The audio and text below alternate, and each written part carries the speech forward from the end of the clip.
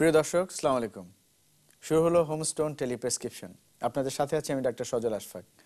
আপনারা জানেন যে হোমস্টোন টেলিপ্রেসক্রিপশন চ্যানেলের একটি সরাসরি টেলিফোন অনুষ্ঠান। এই অনুষ্ঠানে আমরা স্বাস্থ্য ও চিকিৎসা বিষয়ে বিভিন্ন প্রসঙ্গ নিয়ে আলোচনা করে থাকি। সেই সঙ্গে টেলিফোনে প্রাপ্ত আপনাদের বিভিন্ন জিজ্ঞাসার জবাব দেওয়ার চেষ্টা করে থাকি সরাসরি এই অনুষ্ঠান থেকেই। দর্শক, আমাদের সম্পর্কে একটা অপবাদ আছে যে আমরা নাকি দাঁত থাকতে দাঁতের মর্যাদা বুঝি না। ব্যাপারটা কিন্তু কিছুটা হলেও সত্যি। কারণ অন্যান্য স্বাস্থ্য সমস্যায় আমরা যতটা সচেতন বা যতটা সতর্ক এবং চিকিৎসা নেওয়ার ব্যাপারে যতটা আগ্রহী, ঠিক দাঁতের ক্ষেত্রে কিন্তু ততটা দেখা যায় না। যে কারণে দেখা যায় যে সামান্য দাঁতের ক্ষয়রোগ, বিশেষ করে ডেন্টাল ক্যারিজ নিয়ে আমরা কিন্তু ঘুরে বেড়াই, এবং যার কারণে দেখা যায় এই শীতের সকালে এক গ্লাস ঠান্ডা পানি খেতে যেয়ে দাঁতটা শিরশির করে ওঠে, আবার এক কাপ গরম চা খেতে যেয়েও কিন্তু দাঁতটা শিরশির করে ওঠে। এটা হচ্ছে দাঁতের দন্তক্ষয়রোগের সূচনার দিকের সমস্যা। কিন্তু এরকম সমস্যা কিন্তু অনেকেরই আছে, এবং দাঁতের আরও কিছু সমস্যা আছে যেগুলো খুব সহজেই চিকিৎসা করা সম্ভব এবং দাঁতকে সংরক্ষণ করা সম্ভব।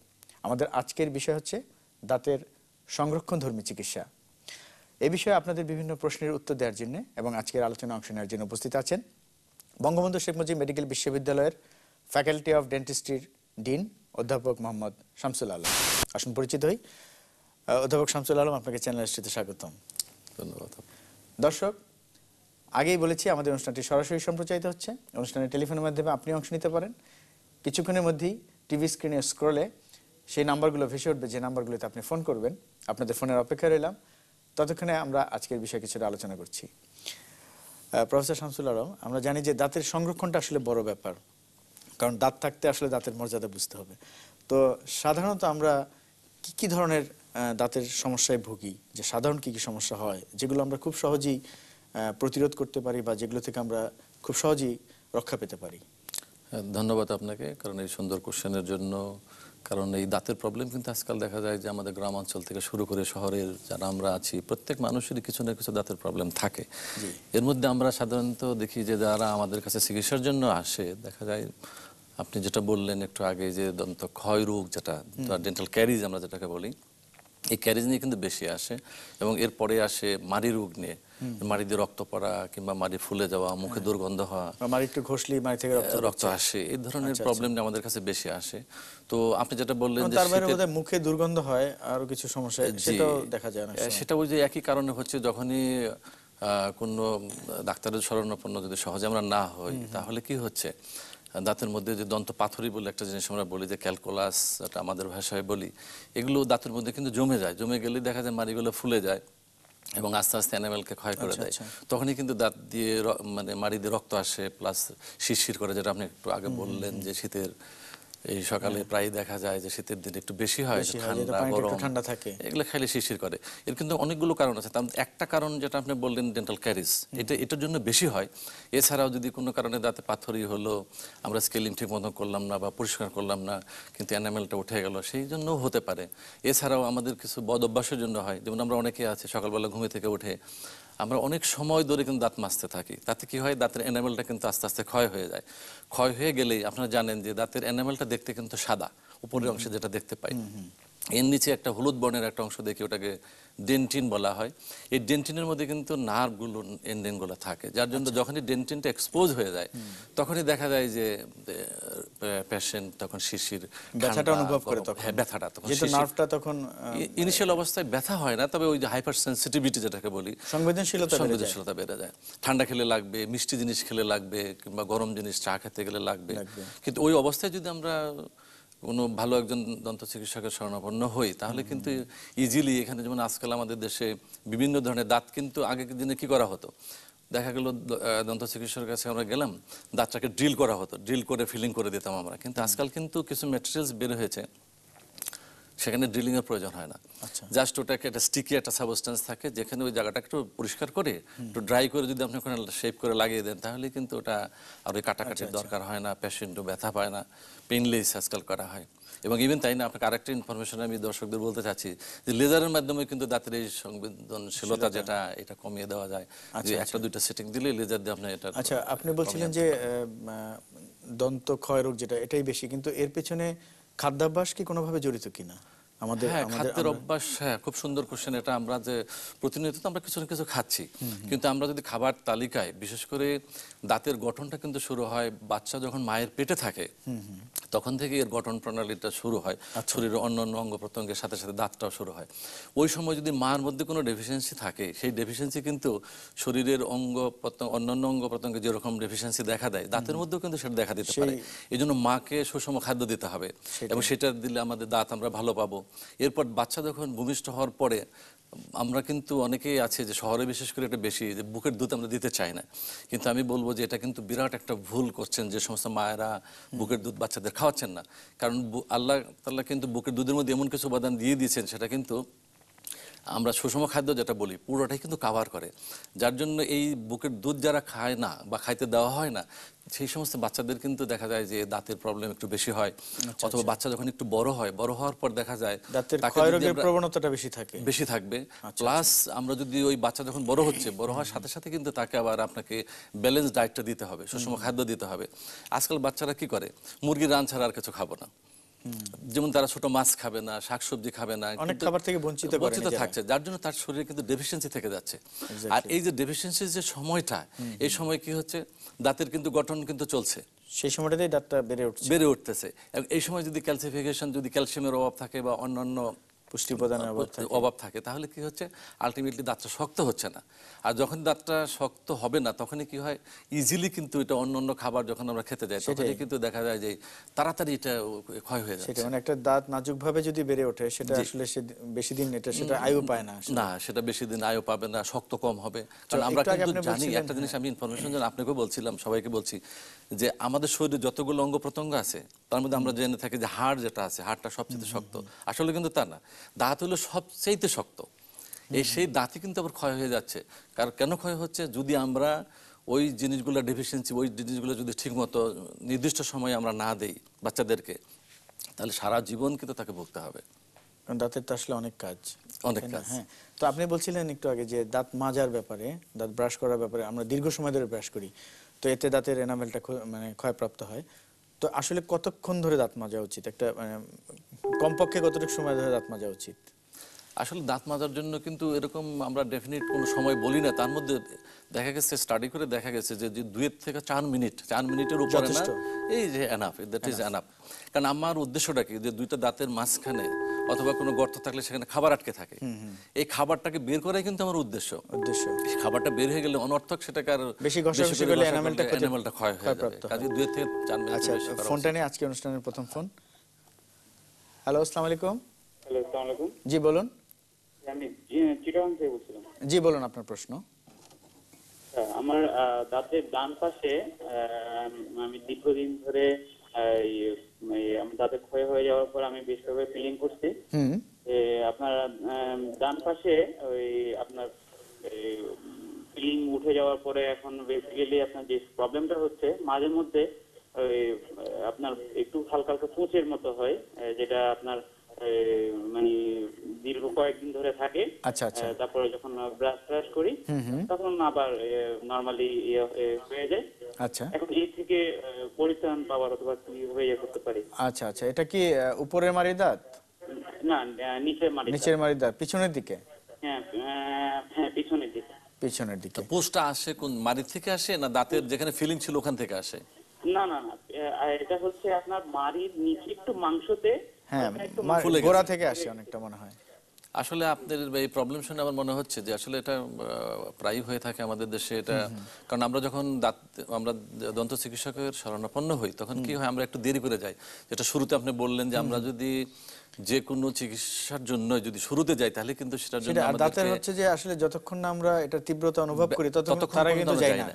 যখন শিরশির করছে ওই অবস্থায় যদি আমরা যাই, তাহলে তখন কিন্তু জাস্ট একটা ফিলিং দিয়ে আমরা করে দিতে পারি। আর যখন ব্যথা হয়, তখন ব্যথাটা হয় কিন্তু দন্ত শ্বাস যখন নষ্ট হয়ে যায়, যেটাকে আমরা দন্ত শ্বাসের প্রদাহ বলি। যখন ওখানে ইনফ্লামেশন হচ্ছে, তখন আমরা ডাক্তারের কাছে যাচ্ছি, একটা ফিলিং দিয়ে দিচ্ছি, টেম্পোরারি হয়তো কিছুদিন ভালো থাকছি। এরপরে কি হয়, শ্বাসটা পচে যায়, পচে গেলেই তখন কি হয়, ওখানে দেখা যায় গোড়াটা, দাঁতের গোড়া পচে যায়, পচে গেলেই তখন সেখানে একটা সাইনাস অথবা একটা অ্যাবসেসের মতো হয়। তখন আমরা তো আমাদের দেশে আছে যে কোনো ডিসপেন্সারিতে গেলে কিন্তু আমরা ইজিলি চাইলেই আমরা ওষুধ পাই। তো কাজে সেখান থেকে দেখা গেলো একটা কোর্স অ্যান্টিবায়োটিক খাচ্ছি বা ব্যথার জন্য অ্যানালজেসিক খাচ্ছি, কমে যাচ্ছে, কিছুটা কিন্তু কমে আমি মনে যাচ্ছে, করি কিন্তু যে এটা ভালো তো হয়ে গেলাম, চিকিৎসা হচ্ছে না, কিন্তু কিন্তু একটা কিন্তু অ্যাকচুয়ালি চিকিৎসা না। মানে সমস্যা কিছুটা কমছে, কিন্তু আসল চিকিৎসাটা হচ্ছে কিন্তু না। হচ্ছে না, বরং সেটা আরো তো দীর্ঘায়িত হচ্ছে আমার মনে হয় সমস্যাটা। উনি যে কোশ্চেন করলেন ওনার ব্যাপারটাতে ঠিক এরকমই একটা ঘটনা ঘটেছে, এবং এই দাঁতের একটা এক্সরে নিতে হবে। দেখতে হবে দাঁতটা এক্সরে নিয়ে কতটুকু দাঁতটা ক্ষতিগ্রস্ত।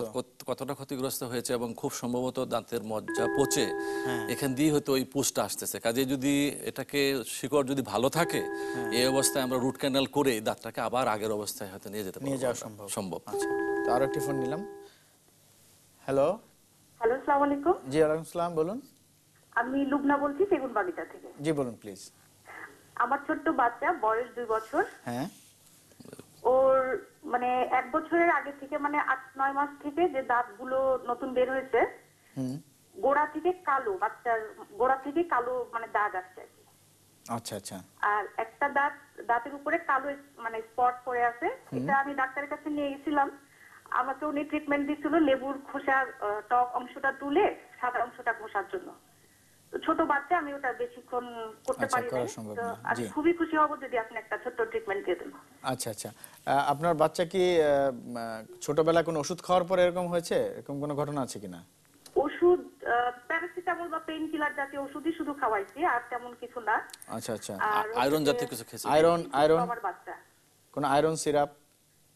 বাস আয়রন, একবার খাওয়াইছিলাম, খুবই অল্প মানে সময়। তার সাথে কি সম্পর্ক আছে কিনা, আপনি লক্ষ্য করেছেন কিনা সেরকম কিছু? সরি? আয়রন সিরাপ খাওয়ার পরে এরকম হয়েছে এমনটি কি আপনার মনে হচ্ছে কখনো? না না, এমনটি মনে হয়নি। আচ্ছা। এটা সবগুলো দাঁতে না আমার মনে পার্টিকুলারলি হচ্ছিল কি কোনো আমি একটা দুটো বাচ্চাকে দাঁতে? breastfeed করানোর জন্যই জি জি। এটা হচ্ছে কিনা এটুকুই শুধু না। আমি জানতে চাচ্ছি, বা অন্য কোনো কারণ না, থাকলে। কিন্তু নিচের মাড়ির সবগুলো, নিচের দিকে সবগুলো দাঁত? 3-4টা দাঁতের গোড়া থেকে উপরের দিকে উঠে আসছে কালো অংশটা। আচ্ছা আচ্ছা। এখানে আমার ওনার প্রশ্ন শুনে মনে হচ্ছে আসলে ওখানে দুটো কারণে হতে পারে। জি। একটা হলো ওই যে বললাম আমরা একটু আগে, যে যদি কোনো ডেফিসিয়েন্সি থাকে, ডেফিসিয়েন্সির জন্য দাঁতগুলো কিন্তু একটু মর্টেল এনামেল বলি আমরা, যে দাঁতগুলো একটু একটু ভেঙে যায়। ভেঙে গেলে সেই জায়গায় কিন্তু ক্যারিজটা ডেভেলপ করে খুব তাড়াতাড়ি। কারণ ওখানে যদি ক্যারিজের জন্য হয়ে থাকে তাহলে কালো হবে, এবং সেখানে ক্যারিজটাকে রিমুভ করে ফিলিং করে দিলে এটা সমাধান করা সম্ভব। আর যেহেতু দুধ দাঁত, আর আরেকটা, দুধ দাঁত তো পড়ে যাবে, পড়েই কাজে যাবে, অসুবিধা নেই ওখানে ফিলিং। তবে আজকাল দাঁত না কেটে, যেটা আপনাকে একটু আগে বললাম, যে আজকাল কিন্তু লেজার করে করা যায়, লেজার দিয়ে করা যায়, এবং আপনার ওই যে কালো দাগগুলো আছে, ওই দাগগুলো উঠিয়ে ওখানে কিন্তু জাস্ট না কেটে। কিন্তু এত ছোট বাচ্চা কি এই কাজটা করতে আজকাল দিবে? আমরা যেমন তাকে ঘুম পাড়িয়েও করা যায়। আচ্ছা আচ্ছা। আজকাল কিন্তু আমাদের দেশেও আজকাল হচ্ছে, বাইরে এটা হতো, আমাদের দেশে মারা একটু ভয় পেতেন, গার্জিয়ানরা ভয় পেতেন, কিন্তু আমাদের দেশেও আজকাল দেখা যায় যে আমরা ওই বাচ্চাকে অল্প সময়ের জন্য ঘুমিয়ে দিলাম, এর মাঝে আমরা ওই যা যা কাজ করা দরকার, ছোট জায়গায় কাজটা করতে হয়। হ্যাঁ, আমরা একদিনে ওটা করে দিতে পারি, এটা অসুবিধা নেই। আর যদি কোনো ওষুধের জন্য হয়ে থাকে তাহলে কিন্তু ওই যে লেবুর কথা বললে, আসলে বাচ্চাকে তো লেবুর দিয়ে সম্ভব না। এটা আমার মনে হয় কোনো ডেন্টাল সার্জনের কাছে যদি উনি যান, তাহলে বাচ্চাকে ওই ওখানে আমাদের যে স্কেলিং পলিশিং বলি আমরা, যেটাকে ওটা দিয়ে আস্তে আস্তে ওটা ঘষে ঘষে উঠিয়ে নিতে হবে। আচ্ছা আচ্ছা। তবে বেটার হবে আমার মনে হয় যদি গর্তের মতো থাকে। আমার ধারণা যে ওনার যে কোশ্চেনটা করেছেন তাতে ক্যারিজ আছে ওখানে, যদি ক্যারিজ হয়ে থাকে একই সাথে ক্ষয় হয়েছে, এবং এটাও ডেফিসিয়েন্সি থেকে সাধারণত হয়ে থাকে, সেই ক্ষেত্রে ওই কালো দাগ যতটুকু পারা যায় উঠিয়ে নিয়ে ওখানে একটা প্রলেপ লাগিয়ে দিলেই আমার মনে হয় উনি ভালো থাকবে। আর যদি আয়রনের জন্য হয়, আর ওটা পলিশ করে নিলে হয়ে যাবে, চলে যাবে। আচ্ছা, উনি আরেকটা প্রশ্ন করছিলেন যে বুকের দুধ থেকে হতে পারে কিনা? না, এটা বুকের দুধ থেকে এটা হওয়ার কোনো সম্ভাবনা নাই। এটা সাধারণত এক্সটার্নাল সোর্সের মধ্যে আমরা বলে থাকি, যদি টিউবওয়েলের পানি খায় সেক্ষেত্রে টিউবওয়েল পানিতে আয়রন থাকে, আর আয়রন ট্যাবলেট যদি বা সিরাপ যদি খায় সেখান থেকে হতে পারে, অথবা মা যদি কোনো ওষুধ খান বাচ্চা যখন পেটে থাকে ওই সময় খাওয়ার জন্য কিন্তু দেখা যায়, যেমন টেট্রাসাইক্লিন, তার জন্য কিন্তু কালার চেঞ্জ হতে পারে, বা অন্য অন্য ওষুধের পার্শ্বক্রিয়ার জন্য এটা হতে পারে। কিন্তু সেগুলো কি পরবর্তীতে যখন দুধ দাঁত পড়ে যে মানে পার্মানেন্ট দাঁত উঠবে তখন কি এগুলো থাকবে? না, এটা থাকার সম্ভাবনা খুব কম, কারণ এটা উনি কখন খেয়েছেন সেটার উপর নির্ভর করবে। আচ্ছা আচ্ছা। যে পার্মানেন্ট জার্মগুলো যদি অলরেডি এসে যায় তখন যদি খেয়ে থাকেন তাহলে এটা কিছুটা হয়তো এফেক্ট হতে পারে। আচ্ছা আচ্ছা। কাজে এই জন্য মাঝে মাঝে 6 মাস পর পর ওনাকে দেখানো উচিত। আচ্ছা, আরো একজন দর্শক লাইনে আছেন, ফোনটা নেই। হ্যালো। হ্যালো, জি জি, ওয়ালাইকুম আসসালাম, বলুন। আমি রায়হান উত্তরা থেকে বলছি। জি বলুন রায়হান সাহেব, আপনার প্রশ্ন। আমার প্রশ্ন ছিল যে ডেন্টাল স্কেলিং নিয়ে। জি জি। ডেন্টাল স্কেলিং আপাত দৃষ্টিতে সুস্থ দাঁত, কোনো সমস্যা নাই। এই ক্ষেত্রে আমরা কি কোনো একটা রেগুলার ফ্রিকোয়েন্সিতে ডেন্টাল স্কেলিং এ যাব, নাকি পার্টিকুলারলি স্ট্রেন বা দাগ যদি আমি দেখতে পাই তাহলেই যাব? এটা একটা প্রশ্ন। আর একটা প্রশ্ন হচ্ছে যে আমাদের মুখে বিভিন্ন সময় মানে দুর্গন্ধ হয়, তার সাথে কি দাঁতের যত্নের কোনো সম্পর্ক আছে কিনা, যে দাঁতের যত্ন ঠিক হচ্ছে না বলে স্মেল হচ্ছে, বা এটার কি কোনোভাবে এটার জন্য কোনো সুনির্দিষ্ট এটা মানে এটা গাইডলাইন আছে কিনা যেভাবে মেইনটেইন করলে এই মুখের দুর্গন্ধটা চলে যাবে? জি এই দুটো প্রশ্ন। জি, থ্যাংক ইউ আপনার সুন্দর প্রশ্নের জন্য। তো আমি দ্বিতীয় প্রশ্ন থেকে শুরু করছি, কারণ দ্বিতীয় কোশ্চেন দিলে প্রথমটার অ্যান্সার অটোমেটিক্যালি এসে যাবে। তা আসলে কিন্তু দাঁতের রোগের, উনি যেটা প্রশ্ন করলেন যে দাঁতের অসুখের জন্য কি বলে দুর্গন্ধ হয় কিনা, আসলে পুরোটাই কিন্তু দাঁতের অসুখের জন্যই হয়। আসলে দাঁত অথবা মাড়ি দুইটার যদি কোনো প্রবলেম হয় তাহলে দেখা যায় যে আমরা যদি যারা দাঁত রেগুলার মাজছি তারপরেও কিন্তু কিছু কিছু খাবার কিন্তু আটকে যায়, যেটা বিশেষ করে আমরা যারা কার্বোহাইড্রেট জাতীয় খাবার, শর্করা জাতীয় খাবার যারা বেশি খাচ্ছি, আমরা তো বেশি খাই, এবং নিয়মিত যদি আমরা পরিষ্কার না করি, যেমন আমরা বলে থাকি যে সকালে এবং রাত্রে ঘুমাবার আগে আপনাকে দাঁত পরিষ্কার করতে হবে। সকালে যেটা আমরা বলছি যে নাস্তা করার পরে। জি, এটা একটা মানুষের মধ্যে ভুল ধারণা আছে, সবাই কিন্তু ঘুম থেকে উঠে দাঁত ব্রাশ করতে চলে যান। না, আমাকে আসতে হবে যে আমি কেন দাঁত পরিষ্কার করব। আমরা দাঁত পরিষ্কার করছি রাতে করি, তো সকালে দরকার নেই। খাওয়ার পর খাবার আটকে যাচ্ছে, সেই খাবারটাকে পরিষ্কার করাই কিন্তু দাঁত পরিষ্কার করার অর্থ। সকালে ব্রেকফাস্ট করার পরে করা উচিত, তারপরে করব, রাতে শোয়ার আগে করব। এটা মেইনলি যদি আমরা যারা খুব ব্যস্ত থাকি তারা যদি একবার করি তাহলে রাত্রে শোবার আগে, আর যারা মোটামুটি আমরা সময় দিতে পারি তাদের জন্য দুবার করা উচিত। একটা হলো রাত্রে ঘুমাবার আগে, আর সকালে নাস্তা করার পরে। আর যদি সম্ভব হয় প্রত্যেকবার খাবার পরেই কিন্তু দাঁত পরিষ্কার করা। যেটা বলছিলেন যে দাঁত এই যে মুখে দুর্গন্ধ হয়, হ্যাঁ মেইনলি হয় কেন হচ্ছে ওখানে আমাদের কিন্তু যখনই আমরা খাবার খাচ্ছে পরিষ্কার করছে না, একটু একটু করে জমে যাচ্ছে, জমে কিন্তু ওখানে দন্ত পাথরি অথবা একটু কালো রঙের অথবা একটা ইয়েলো কালারের একটা কিন্তু লেয়ার পড়ে যায়, স্তর পড়ে যায় দাঁতের গোড়ায়। এই স্তরটা যদি আমরা ঠিক মতো, কিন্তু এটা কিন্তু কিছুদিন থাকলেই দেখা যায় শক্ত হয়ে যায়, তখন কিন্তু আমরা ব্রাশ করে এটাকে আর রিমুভ করতে পারবো না, না সরানো যায় না। এই জন্য উনি যেটা বলছিলেন যে কতদিন পর পর স্কেলিং করাবো, এই জন্য আমরা বলে থাকি, আগে আমরা বলতাম যে 2 বছর পর পর করলে এটা চলে, কিন্তু এরপরে দেখা গেল যে না, বছরে যদি একবার করি তাহলে দাঁত আরো সুস্থ থাকে।